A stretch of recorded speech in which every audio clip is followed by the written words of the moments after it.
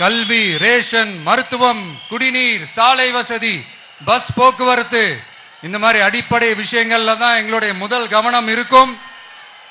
நான் ஏற்கனவே சொன்னது மாதிரி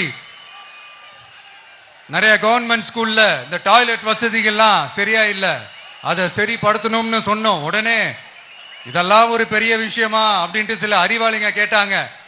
அந்த அடிப்படை வசதிகள் இல்லாததுனால தான் ஒரு 12th ஸ்டாண்டர்ட் படிக்கிற பொண்ணு ஒரு அவசரத்துக்கு ஒரு காட்டு பக்கம் ஒதுங்கினாங்க. என்னாச்சு? இந்த உலகத்தை விட்டே போயிட்டாங்க.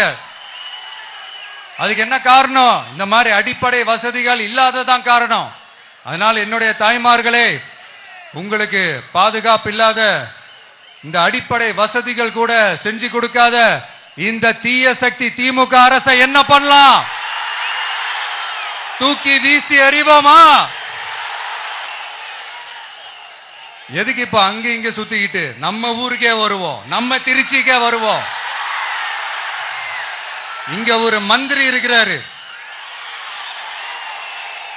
நகராட்சி துறையில வேலை வாங்கி தரதா சொல்லி கோடிக்கணக்கான பணத்தை லஞ்சமா வாங்கிக்கிட்டு தகுதியானவங்களுக்கு எல்லாம் வேலை வாய்ப்பு கிடைக்காத அளவுக்கு பண்ணிருக்கிறாரு.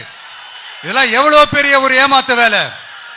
அதனால நம்ம தம்பி தங்கைகளே, உங்களுக்கு இந்த வேலை வாய்ப்பை பறிச்ச இந்த ஸ்டாலின் சார் சர்க்காரை என்ன பண்ணலாம்? தூக்கி வீசி எறிவோமா?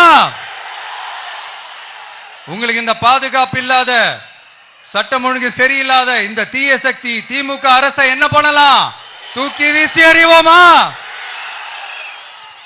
நகராட்சி துறையில மட்டுமே 1000 கோடிக்கு மேல ஊழல்னா அப்ப மற்ற துறையில எல்லாம் கொஞ்சம் கணக்கு போட்டு பாருங்க, தலையெல்லாம் சுத்தி போயிடும். நான் கொஞ்ச நாளைக்கு முன்னாடி சொல்லியிருந்தேன், இந்த ஸ்டாலின் சார் டாக்ஸ் அப்படின்ட்டு, இந்த ஜிஎஸ்டி மாதிரி எஸ்எஸ்டி, அதை பத்தி அவங்க வாயை திறக்கலைங்க. என்னமோ அவங்களே ஒத்துக்கிட்ட மாதிரி இருக்குது. ஆமா, இப்படி ஒரு டாக்ஸ் இருக்குது அப்படின்னு அவங்களே ஒத்துக்கிட்ட மாதிரி ஆயிடுச்சு.